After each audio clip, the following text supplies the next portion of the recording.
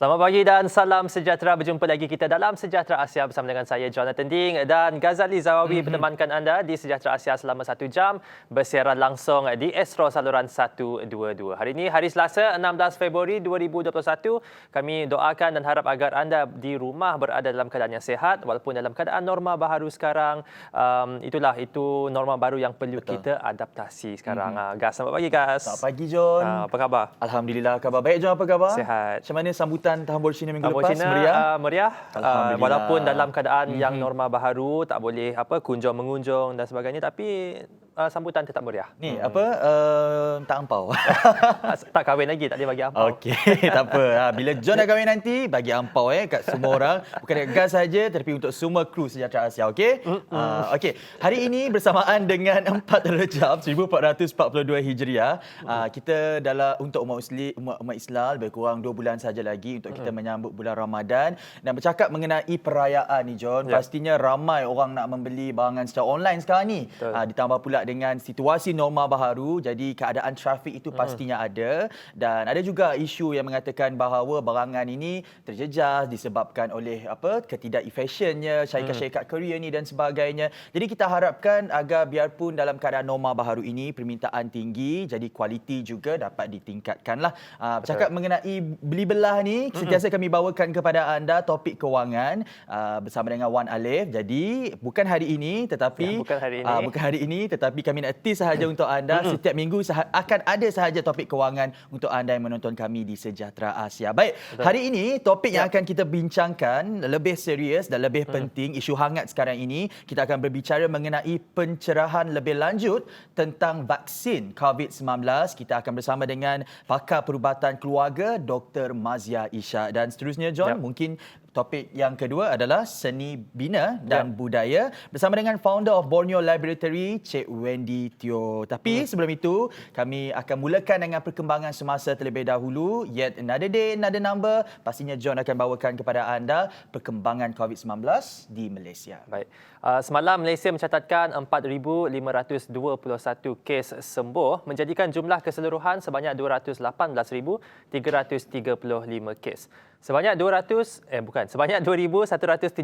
kes baharu pula dicatatkan, menjadikan jumlah keseluruhan di negara ini sebanyak 266,445 kes. 10 kematian dicatatkan semalam berbanding 7 kematian pada hari Ahad, dan Selangor masih mencatat angka kes baharu tertinggi dengan 910 kes, diikuti negeri Johor dan Sarawak masing-masing sebanyak 269 dan 246 kes. Sebanyak 13 kluster baharu turut dikesan membabitkan Selangor, Pulau Pinang, Kuala Lumpur, Johor, Melaka dan Terengganu. Dan Sarawak juga antara top 3 negeri yang mencatatkan kes yang tertinggi, Gas. Dan itu amat merisaukan sebab kita berada kat Sarawak sekarang dan dekat Malaysia lah keseluruhannya, dan mungkin untuk perkembangan COVID-19 dekat Sarawak pula, Gas. Baik, untuk di Sarawak 246 kes baharu dilaporkan dan 171 daripadanya dicatatkan di Sibu. Sarawak mencatatkan peningkatan iaitu 246 kes positif COVID-19 dengan daerah Sibu merekodkan kes yang paling tinggi iaitu daripada 246 kes ini, Sibu mencatatkan 171 kes. Ini menjadikan jumlah kumulatif kes di Sarawak meningkat kepada 6,832 kes setakat ini. Alhamdulillah, tiada kes kematian dicatatkan semalam dan ini menjadikan jumlah kes kematian di Sarawak kekal pada 61 kes setakat ini. Namun ingat, perjuangan kita masih belum berakhir, John. Jika mahu keadaan kembali normal, baik seperti sedia kala, ingat terus amalkan 3W, wash, one and wear, dan elakkan 3C, crowded places, confined spaces dan closed conversation. Ini membawa kepada perincian berita yang seterusnya, iaitu 40,000 petugas barisan hadapan terlibat untuk pemberian vaksin fasa pertama di Sarawak. Kira-kira 40,000 petugas barisan hadapan di Sarawak akan menerima vaksin COVID-19 bagi fasa pertama, iaitu pada 27 Februari ini. Pemberian vaksin itu akan dibuat secara berperingkat kepada baki 50,000 lagi petugas barisan hadapan untuk fasa pertama. Petugas barisan hadapan yang menerima vaksin untuk fasa pertama ini adalah terdiri daripada petugas kesihatan, pasukan polis dan tentera. Dan untuk tujuan ini, 56 pusat pemberian vaksin dibuka di seluruh Sarawak, antaranya Hospital Bau, Klinik Kesihatan Petrajaya, Hospital Umum Sarawak, Pusat Jantung Sarawak, Klinik Kesihatan Bintangor, Hospital Serian dan Hospital Simunjan. Juga menurut Pengarah Jabatan Kesihatan Sarawak, Dr. Chin Zin Hing, beliau turut mengulas mengenai fasa kedua pemberian vaksin COVID-19 kepada rakyat Sarawak. Ia mungkin dibuat pada hujung bulan Mac ini, namun semuanya bergantung kepada bekalan vaksin yang diterima. Fasa kedua adalah untuk rakyat yang berumur 60 tahun ke atas, John. Juga mereka berumur 18 tahun ke atas yang mempunyai penyakit berisiko tinggi seperti diabetes, hypertension dan sebagainya, dan lain-lain kategori akan menerima vaksin pada fasa ketiga. Jadi itu adalah mengenai vaksin COVID-19. Mungkin seterusnya, John? Ya, masih juga berkaitan dengan vaksin COVID-19, tetapi pesanan pakar pediatrik Dr. Musa Nordin, beliau menyatakan jangan memilih apa sahaja vaksin yang diluluskan kerajaan kerana ia sudah pun diuji keberkesanannya untuk mencegah COVID-19 telah terbukti. Dan beliau juga bertambah apapun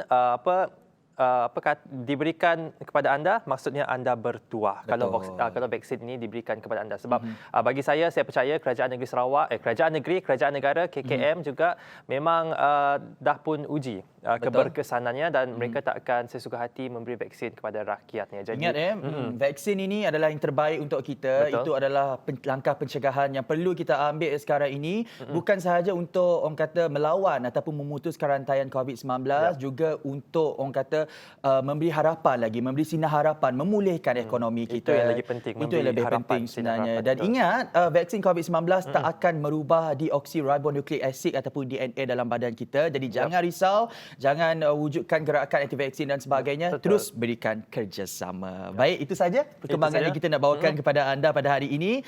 Jadi terus saja kepada topik yang pertama. Isu hangat mengenai vaksin COVID-19 sekali lagi, baik dari segi keberkesanan atau kaedah pengedarannya macam mana, sememangnya adalah topik perbualan hangat lah saya kira. Jadi kepada anda terus setia bersama dengan kami kerana bersama dengan kita pada hari ini untuk membicarakan mengenai topik pengedaran dan keberkesanan COVID-19 vaksin COVID-19 ini adalah pakar perubatan keluarga Dr. Mazia Isha. Assalamualaikum. Selamat pagi. Terima kasih. Sama-sama. Apa khabar, doktor? Alhamdulillah. Alhamdulillah, khabar baik. Doktor, orang mana doktor? Saya asal Negeri Sembilan. Negeri Sembilan. Tapi menetap di Terengganu lah. Sekarang bekerja di Sarawak. Di Sarawak dah 5 kata tahun. orang Terengganu tak selalunya don't open the door when the aircon is on. Ni suka ikan digoreng.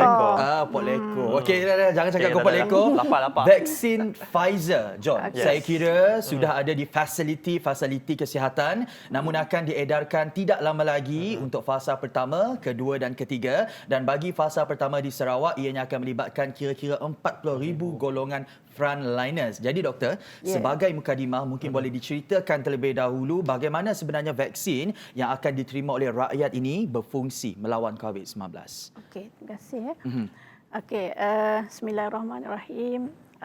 Assalamualaikum, salam sejahtera kepada penonton semua.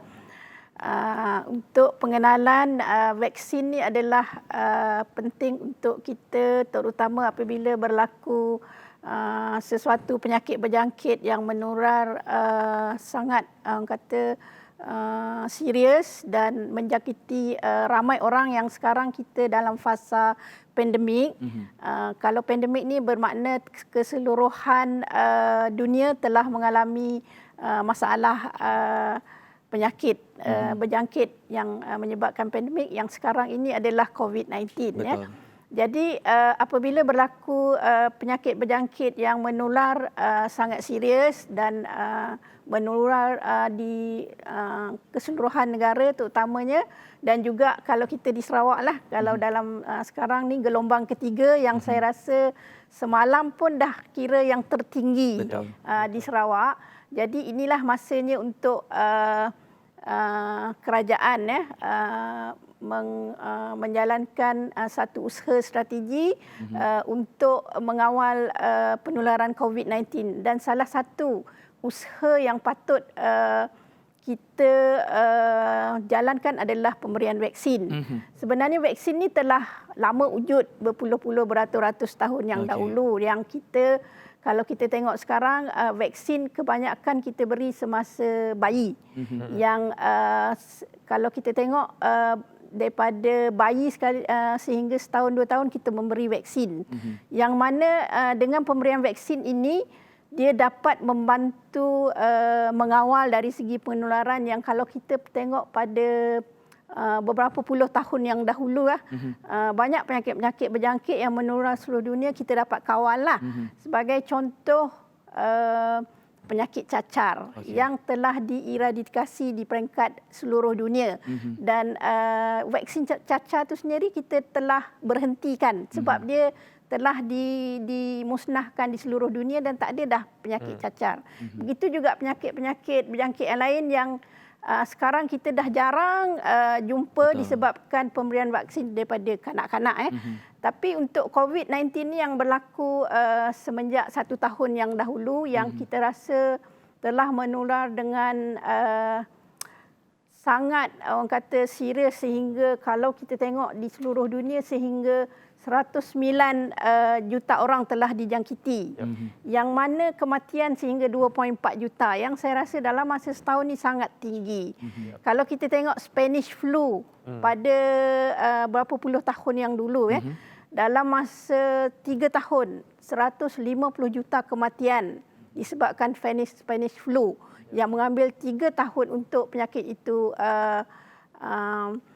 untuk reda. Tapi untuk Spanish flu dia belum ada vaksin masa itulah. Tapi untuk COVID-19 ni dengan penularan yang sangat banyak sebab tu keperluan vaksin. Vaksin ni maknanya kita beri untuk merangsang antibodi kepada badan kita yang mana badan kita akan mengenal apabila sesuatu kuman itu masuk dalam badan dia mengenal kuman tersebut dan dia akan menghalang daripada jangkitan berlaku. Jadi kepentingan vaksin ni adalah sangat perlu untuk kita dalam mengawal penularan COVID-19. Dan juga mungkin Dr. Maziah boleh kongsikan apakah yang mungkin menjadi kandungan vaksin tersebut. Sebab kita tahu beberapa jenama vaksin yang dikeluarkan oleh beberapa negara dan mungkin the similar ingredients inside the vaccine. So kita kena faham vaksin ni dikeluarkan dia kalau ikut dia ada pelbagai jenis vaksin yang dikeluarkan kalau vaksin yang biasa kita beri sebelum ni adalah dia can be live attenuated, maknanya virus yang kita lemahkan. Yang kedua kill virus, yang kita matikan virus tersebut yang kita buat produce untuk dijadikan vaksin. There can be subunit antigen and also toxoid. Dia pelbagai jenis vaksin boleh dikeluarkan lah. Tapi untuk COVID-19 ni kita kalau macam Malaysia sekarang kita akan menerima pada fasa yang awal ni adalah dari biotech Pfizer. Yang mana dia punya isi kandungan adalah mRNA. Dipanggil messenger ribonucleic acid. Kalau dalam badan kita ni kita ada RNA and DNA. Jadi mRNA ni yang diproducekan ni adalah yang secara teknologi. Dia bukan ambil daripada haiwan atau manusia. Jadi benda ni dibuat secara teknologi. Dihasilkan yang mana dia ada jujukan genetik. mRNA. Jadi sebelum kita nak produce ni dia kira diselaputkan mRNA itu sebelum kita bagi suntikan. Dia ada diproduce this mRNA. So dia ada jujukan genetik. Jadi bila kita disuntik ke dalam badan, jadi yang selaput tu akan membantu menghalang sebab bila masuk dalam sel dia akan dipecahkan Jadi dia akan protect this mRNA. So apabila disuntik di dalam badan, this mRNA kemudiannya akan masuk ke dalam badan yang mana dengan adanya enzim di dalam badan tu dia akan merangsang spike protein. Jadi di spike protein inilah yang sebenarnya dia meniru spike protein COVID-19. Jadi this mRNA yang disuntik ke dalam badan, dia akan merangsang badan kita untuk membentuk spike protein yang macam COVID-19. Jadi bila spike protein ni berada dalam badan, Jadi kita punya sel ni akan mengenal pasti ni macam COVID-19 and then dia akan dirangsang menghasilkan antibody. Ini yang akan activate atau merangsang antibody kepada COVID-19. That is the process. Maksudnya sebelum kita nak bertempur dengan musuh, kita kena cari alat dulu macam mana nak mengenali musuh tu. Dah kena, kita lawan. Baik, doktor, mungkin ada segelintir daripada masyarakat kita yang masih lagi belum yakin dengan keberkesanan vaksin yang akan mereka terima nanti. Justru boleh doktor ceritakan sedikit mengenai kajian yang pernah dilakukan sebelum ini untuk menguji keberkesanan vaksin Pfizer. Okey. So sebelum vaksin itu dikeluarkan, dia ada fasa-fasa clinical trial yang dibuat untuk sesuatu vaksin itu dikeluarkan. Jadi dia ada 3 fasa. Tapi sebelum 3 fasa ni dia ada fasa praklinikal. Fasa praklinikal ni adalah dia membuat kajian ke atas haiwan terlebih dahulu. Jadi apa-apa vaksin yang nak dikeluarkan di makmal, dia akan membuat ujian kepada bukan manusia dulu. Itu kita panggil praklinikal. Jadi bila fasa itu telah lepas, dia akan pergi kepada fasa seterusnya yang mana kita panggil fasa klinikal. Jadi fasa klinikal ni dia ada 3. Jadi untuk COVID-19 ni sebenarnya 3 fasa ni telah lepas. Sebab itu sekarang kita boleh membeli atau menggunakan vaksin tersebut. Jadi kalau fasa pertama ni dia buat kajian, bila yang fasa praklinikal tadi dah lulus, dia akan bawa kepada fasa pertama. Jadi fasa pertama ni dia membuat ujian kepada berpuluh-puluh sukarelawan. Tujuan utama dia untuk tengok kesan reaksi daripada reaksi yang orang kata bila kita bagi suntikan tu ataupun vaksin tu, apa kesan dia selepas dia mendapat. Itu untuk jangka pendek lah. Jadi apabila kesan dia pada masa fasa pertama tu lepas, dia akan pergi ke fasa kedua. Fasa kedua ni dia lebih detail. Lebih ramai lagi sukarelawan, ada macam puluhan and then dia ada beratusan. Yang mana masa tu dia akan tengok, kaji lebih detail dari segi keberkesanan dia, berapa dos yang nak bagi, and then kesan sampingan, and then dia punya keberkesanan pada mana jangka yang lebih ni lah. Jadi fasa yang akhir tu kita akan buat beribu-ribu sukarelawan. Yang ni di seluruh dunia lah. Jadi bila beribu-ribu ni bertujuan untuk tengok keberkesanan jangka panjang. Dan juga kita nak tengok kesan sampingan yang teruk yang jarang berlaku. Sebab kebanyakan vaksin, sebab dia safe, dia selamat. Jadi kalau kita tengok kebanyakan data yang report berkaitan vaksin-vaksin yang lain lah. Sebagai contoh, 1 juta suntikan vaksin diberi. Mungkin 1-2 yang berlaku severe allergic reaction, kematian. Jadi yang kita rasa memang sangat rendah, jarang berlaku. Sebab tu yang fasa klinikal yang ketiga tu kita kena lama sikit. Macam dekat sekarang ni sedang berlangsung klinikal fasa yang ketiga untuk vaksin daripada China dekat Clinic Research Center, dan saya juga merupakan salah seorang sukarelawan doktor untuk pengetahuan doktor. Dan saya pun dah terima dos yang pertama dan dos yang kedua akan diterima lagi dalam masa 2 minggu lagi lah. Jadi we hope, kita harap bahawa vaksin tu dapat study tu dapat menambahkan keyakinan masyarakat. Dan saya kira untuk Malaysia sekarang ni kita fasa ketiga. Tapi negara lain dia dah selesai dah lah. Masih lagi jadi untuk yang China punya tu dia untuk fasa ketiga untuk Malaysia. Jadi orang kata sedikit penerangan daripada Dr. Maziah ini diharapkan agar meningkat keyakinan mereka di rumah untuk tidak takut mengambil vaksin, walaupun mungkin ada sedikit kesan sampingan, tapi apa kesan sampingannya selepas ini hanya dalam Sejahtera Asia. Jangan ke mana-mana.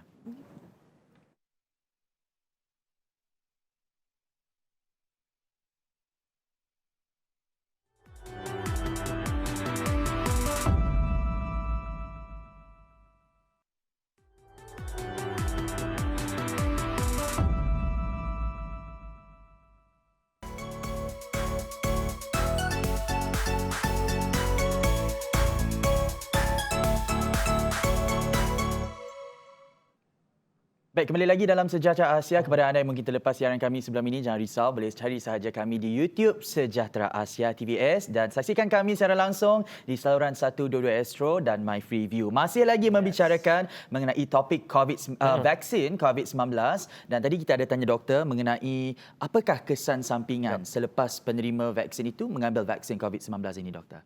Okey. Jadi vaksin yang kita keluarkan ni sebab kita dah menjalankan ujian fasa tadi kan. Jadi bila semua fasa, 3 fasa tu telah dilepaskan, maknanya telah lulus dan telah diluluskan oleh FDA, Food Drug Acts International lah. Jadi bermakna vaksin tu adalah selamat. Okey. Dan daripada kajian kita buat, kesan sampingan yang ada tu adalah orang kata kesan sampingan yang sedikit yang adalah sangat common.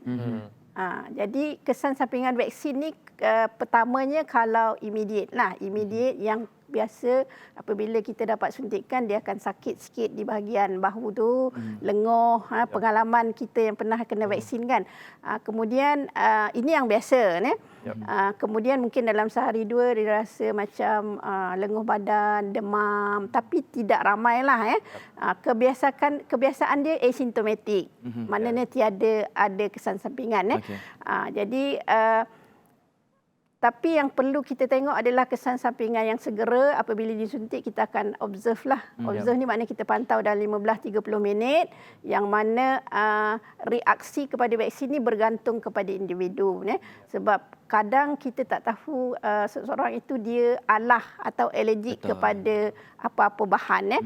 Jadi pada suntikan tu nanti 15-30 minit kita akan pantau yang mana ini adalah kesan sampingan yang kata serius lah. Kalau lepas suntik mungkin kita pening, loya, muntah ataupun kita pengsan. Ataupun kalau setengah alergi yang teruk tu dia akan bengkak mata, bengkak mulut, mungkin merah-merah. Yang tu adalah mungkin boleh berlaku tapi sangat jarang lah. Sangat jarang, betul.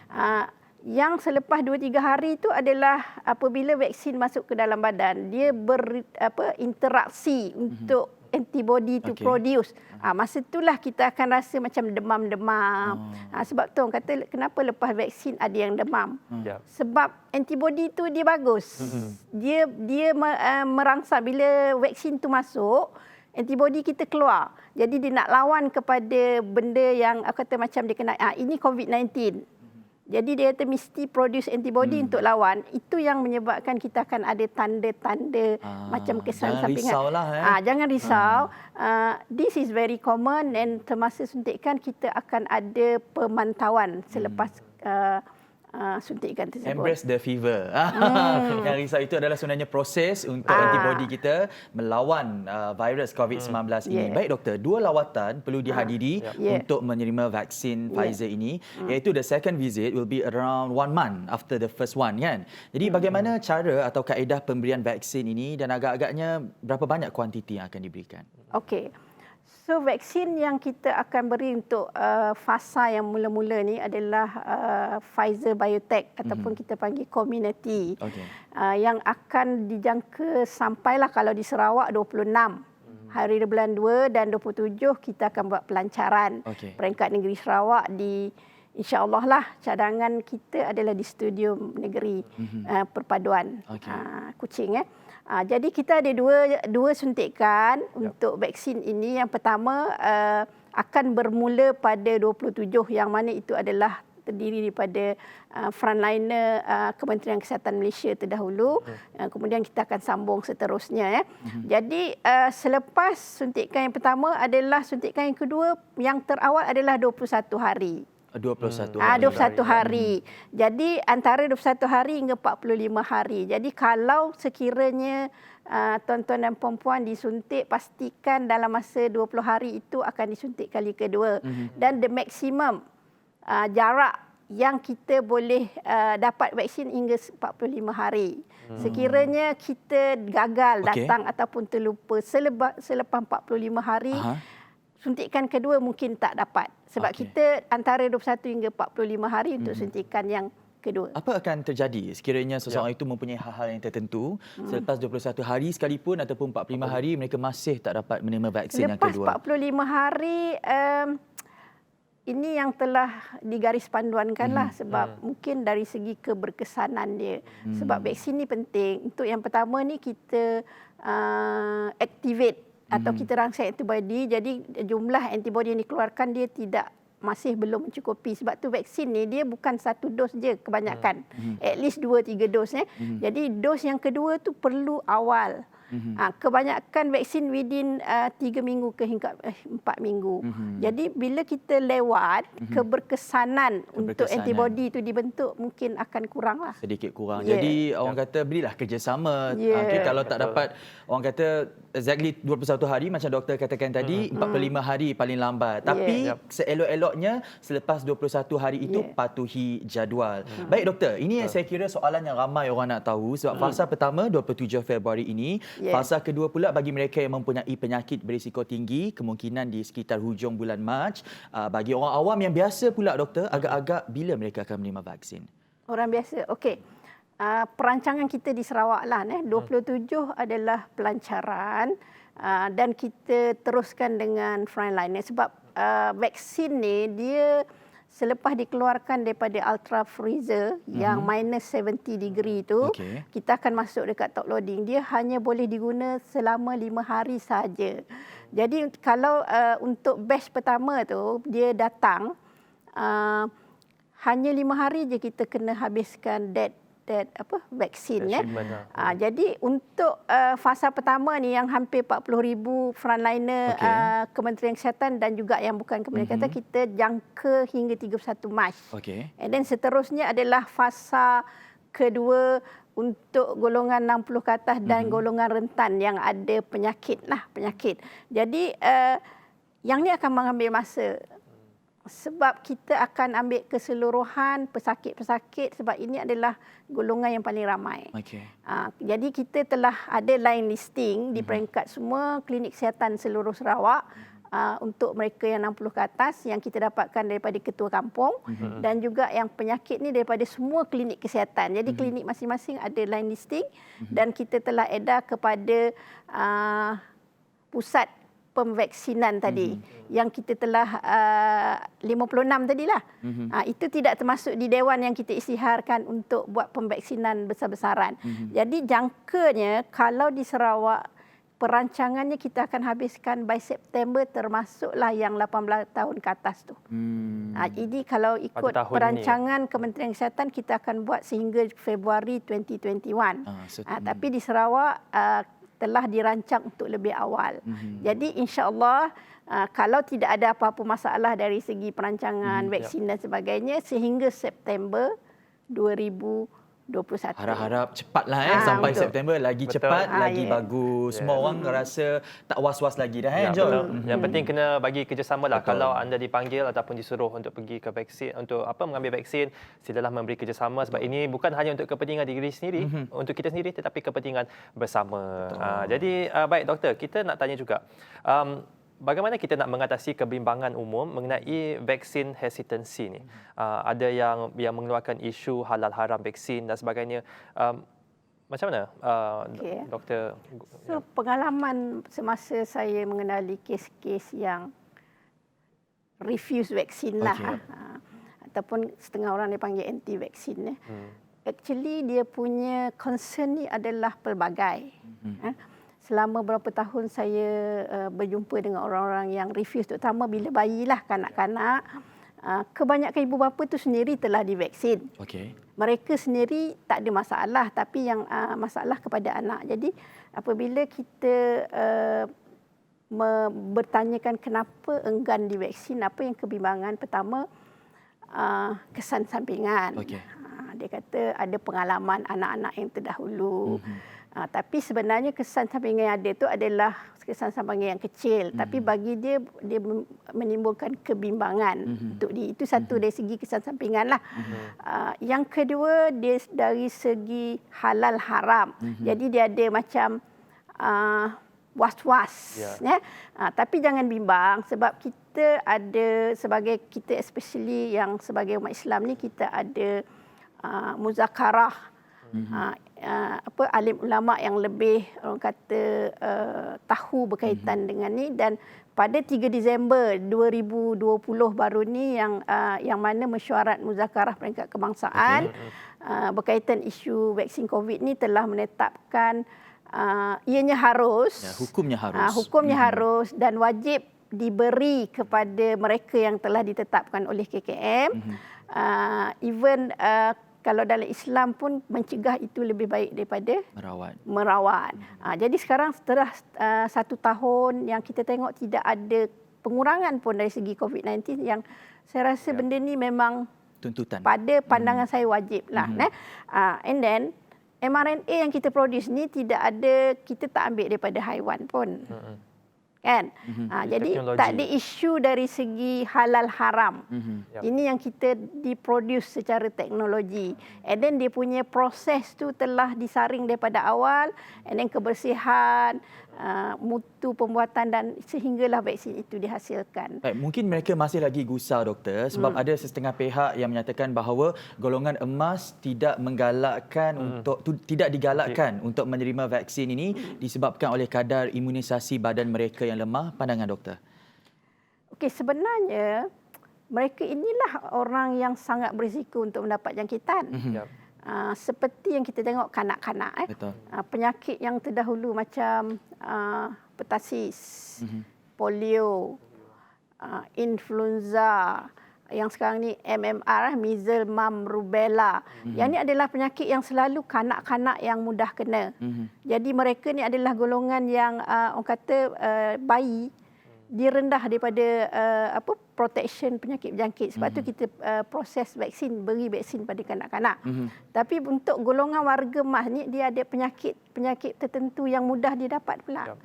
Sebagai contoh pneumococcal, terutama yang ada sakit jantung, paru-paru. Sebagai contoh banyaklah jenis-jenis penyakit macam TB.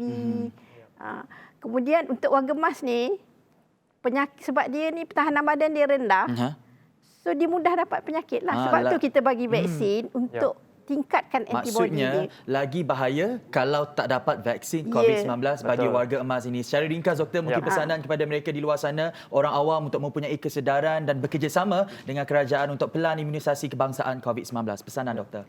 Okey, kepada semua tuan-tuan dan puan-puan, rakyat Sarawak umumnya, khasnya, dan juga seluruh rakyat Malaysia, apa yang dapat saya beri pesanan hari ini, vaksin itu selamat, selamat untuk diambil, dan sama-samalah kita membantu rakyat kita, kerajaan kita dan juga keseluruhan negara kita untuk menjadikan kesihatan yang lebih baik dan dapat mencegah daripada penurunan COVID ini dengan melalui pemberian vaksin.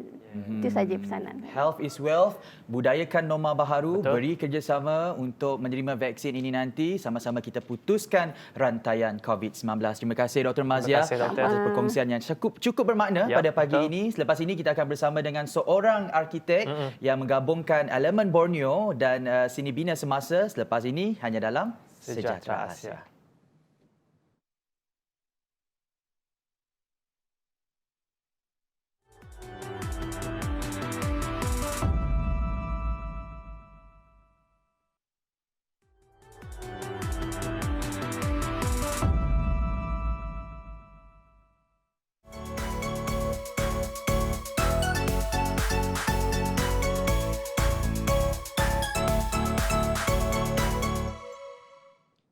Baik, kembali lagi dalam Sejahtera Asia. Jika tadi kita membicarakan mengenai topik vaksin COVID-19, sekarang ini kita nak berbicara mengenai topik yang kedua pula, iaitu seni bina dan budaya. Dalam membangunkan sesebuah negara, John, elemen tradisional dan budaya tempatan seharusnya jangan diketepikan. Dan dari aspek seni bina, kalau kita lihat seni bina di sekeliling Malaysia hari ini, ada yang mempamerkan elemen agama serta budaya-budaya utama di Asia. Dan di Sarawak sendiri, sangat terkenal dengan rumah panjang yang didiami oleh suku kaum Iban, Melanau, orang Ulu dan Bidayuh. Jadi untuk mengetahui apa antara usaha yang dilakukan untuk menyeimbangkan antara seni bina moden dengan tradisional maupun elemen Borneo, kita bersama dengan founder of Borneo Laboratory, Cik Wendy Teo. Hello, good morning. Hello, morning. Good morning. Morning. How are you? Yeah, I'm good. Yeah. Okay, Miss Wendy, can you briefly explain what is Borneo Art Collective all about? Maybe what is the objective in the establishment of this organization? Okay, so maybe I can explain about Borneo Lab, like as an organization. It is a creative agency, and we focus on 4 aspects. Okay. So the first aspect is more like the design aspect of it. So we collaborate with festival bodies, like sometimes developer, individuals, or furniture brand to produce design. When it's come to like the research bit of it, we want to have constant input. And also we want to like constantly like being able to collaborate with different individual organizations around the world. So it was also inspired by the idea of Berjala as well. You ought to expand yourself, like and constantly getting input from different individuals. So with that, we set out like a annual workshop every year. And with in order to have more breadth, like of course, then we start to look at the curatorial direction. It seems to be, the natural transition of it. And because of everything that we do, we do realize over the past few years, like actually for quite a long time, there is a lot of things has been done in Sarawak, in the context of Sarawak or in the context of Malaysia, but it hasn't really been properly documented. So we also set out the 4th direction, the 4th aspect, which is the propagation. So we already produced our 2nd book, Borneo Lab. Yeah, so the first book was about Borneo Art Collective. Yeah. Okay, so maybe you can share about what are some projects that have been successfully implemented by Borneo, Borneo Lab. since Borneo Art Collective, Borneo Lab. So with the project, okay, so I think we can look at like different aspect of it, like because there's so many different things that we do. So okay, like with the project that we have done previously, like with the one that probably not more known by the Kuching context or Sarawak context or Malaysia context is probably the Redesigning Bornean Aesthetic series. So with that series, we did collaborated with in the first series, we collaborated with a range of craftsmen around Kuching area in the central Kuching. And we paired them with the designer from Taiwan and Thailand. Yeah, so that is also for us to kind of like learn and also set out like different type of collaboration and setting up the system or the model of like modernizing some of the crafting aspect of Sarawak. And when it's come to 2nd series, it was redesigning Bornean experience. So rather than looking at the tangible aspect, we also look at the intangible aspect, look at the fine dining aspect of it, like by searching for the ingredient and innovate upon the cuisine, and also the propagation. And then the 3rd thing is like looking at the sense of Borneo, the sense of Borneo timber.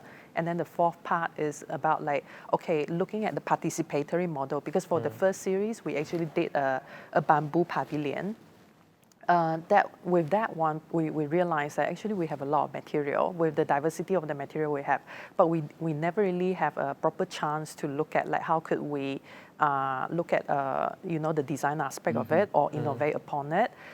So with the first series, we actually with the first bamboo pavilion, we did it like and learning the skill set, the detail of it, and putting together the pavilion. With the 2nd one, we passed down the knowledge through a participatory model. Hari ini jarang kita ni lihat apa seni bina yang menggunakan buluh ni sebenarnya, dan ini adalah dipamerkan oleh Borneo Laboratory ini. Jadi selepas ini kita nak tanya macam mana sebenarnya Miss Wendy dapat idea untuk menubuhkan Borneo Art Collective ataupun Borneo Lab ini. Jadi selepas ini jangan ke mana-mana, hanya dalam Sejahtera Asia.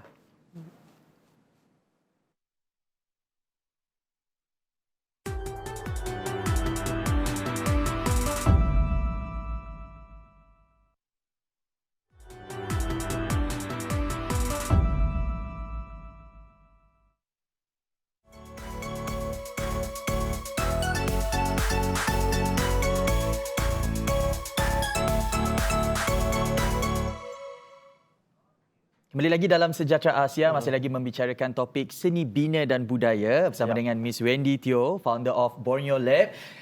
Kita sebenarnya berminat untuk mengetahui lebih lanjut mengenai Urban Green Pockets Project. Tapi sebelum tu, nak tanya dulu daripada Miss Wendy, how you get the ideas to have this organisation of Borneo Lab?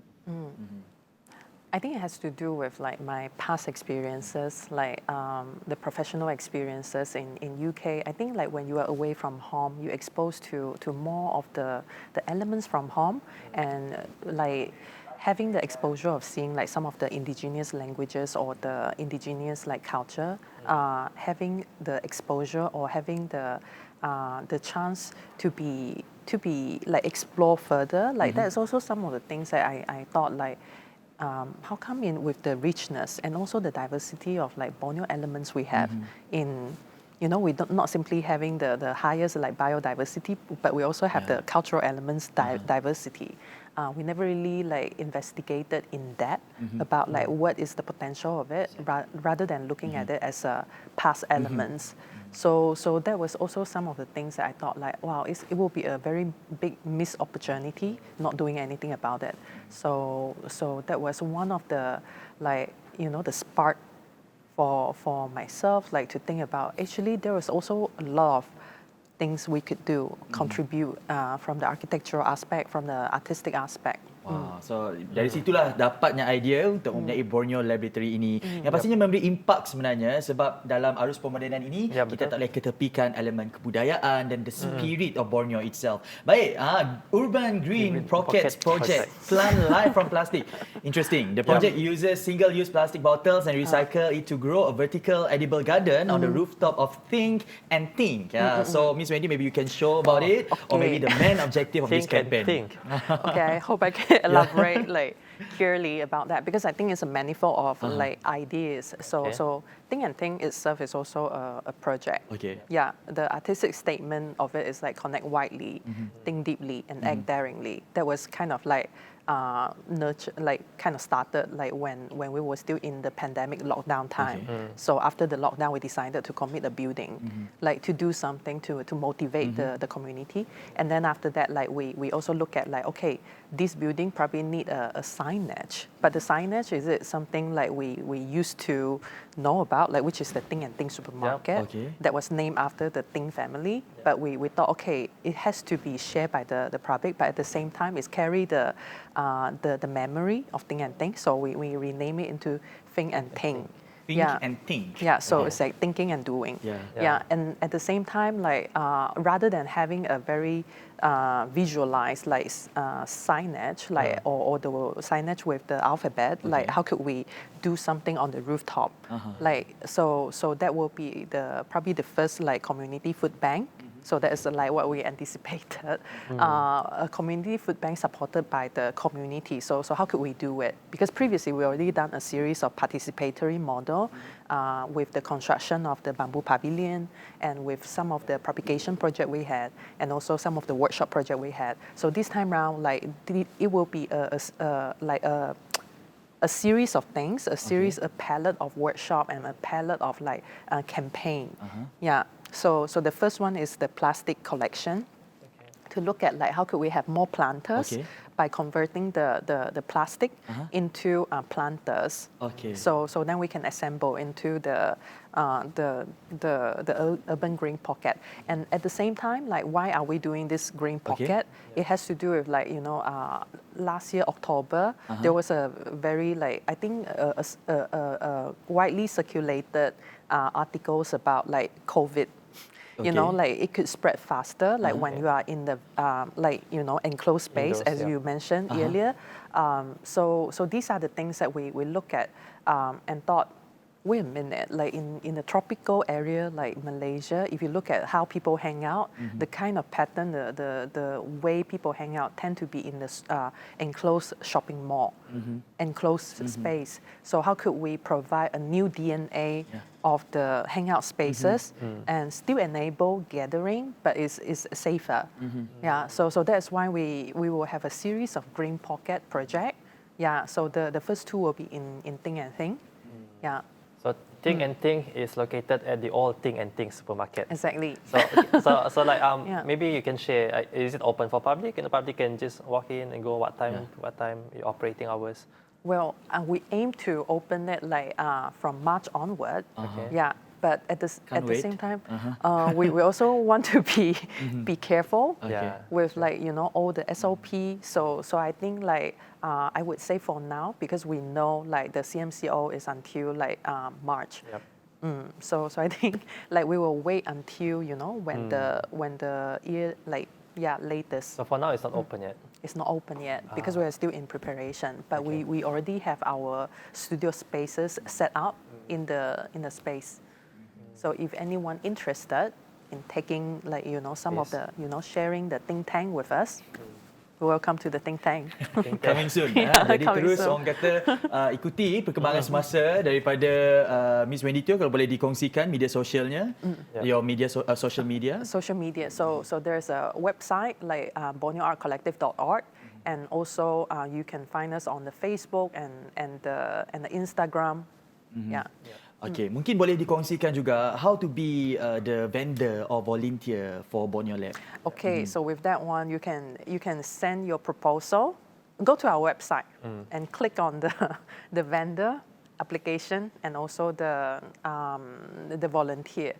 There are already like some numbers of people sign up for the volunteer, but we are looking for more. Yeah. Yep. Okay. So thank you very much, Miss Wendy, for Thank being you with so us. much. Yep. Thank you. Very nice sharing, Betul. and we're looking forward to actually Yes. visit Think and Ting. Thing. Selain mengangkat budaya tempatan, the spirit of the Borneo Yep. juga tidak mengabaikan kelestarian alam sekitar. Bayangkan kita lepak, kita hang out dalam keadaan yang hijau, pastinya memberi orang kata satu tarikan yang barulah, bukan Betul. sahaja di Sarawak tetapi di seluruh tempat. Itu sangat penting. Sekali lagi, thank you Miss Thank you. Wendy for Thank sharing you. about this Borneo Lab with Yep. us today. Baik, selepas ini kita akan kembali untuk vlog yang terakhir. Jangan ke mana-mana.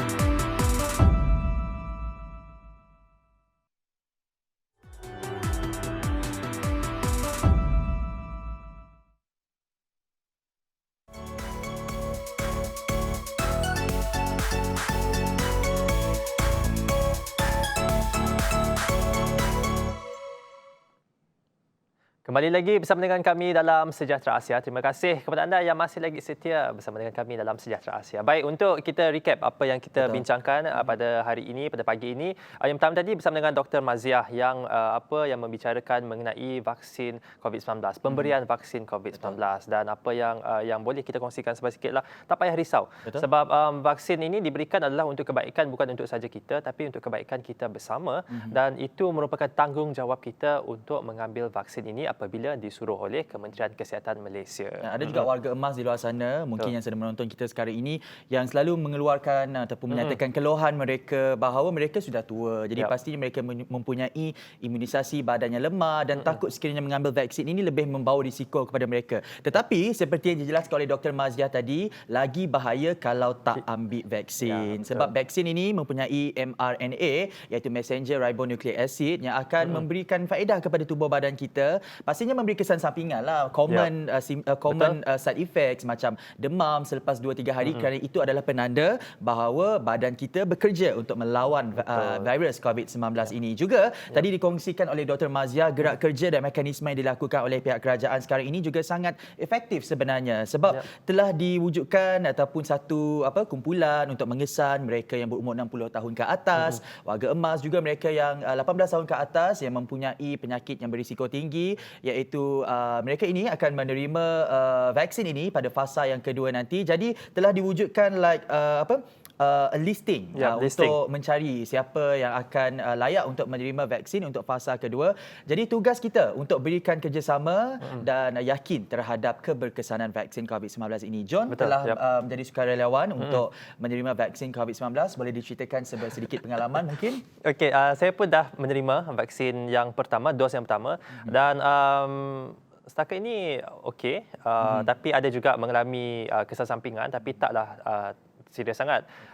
Kesan sampingan seperti mual, lepas tu cerit beret ada juga, tapi itu dah diketahui bahawa akan berlaku ataupun mungkin tidak akan berlaku. Sebab ini adalah kesan sampingan yang normal, tidak perlu dibimbangkan. Betul. Dan itulah, saya sekarang sedang tak sabar untuk dos yang kedua dan harap tak sabar. Sebab tak sabar untuk kita tahu fakta bahawa diri kita boleh melawan virus COVID-19 ini. Jangan risaulah orang kata ini adalah pengorbanan kita, dan sebab itu kami angkat topik ini dalam Sejahtera Asia untuk memberi persediaan sebenarnya kepada anda tahu. Okey, 2-3 hari selepas menerima vaksin mungkin ada kesan sampingan. Jadi bila anda dah tahu, anda tak terkejutlah nanti. Dan juga sini saya nak tambah. Kepada anda yang mungkin juga nak berminat untuk menjadi sukarelawan untuk klinikal fasa ketiga vaksin COVID-19, anda boleh hubungi Clinical Research Center Sarawak General Hospital di talian 012-310-8108 ataupun boleh saja ke Facebook page mereka, Clinical Research Center Sarawak General Hospital. Mereka memerlukan anda yang berumur 18 tahun ke atas, yang berumur 50 tahun ke atas pun boleh juga sign up. WhatsApp je nombor yang telah saya katakan tadi. Senang senang untuk WhatsApp mendaftar.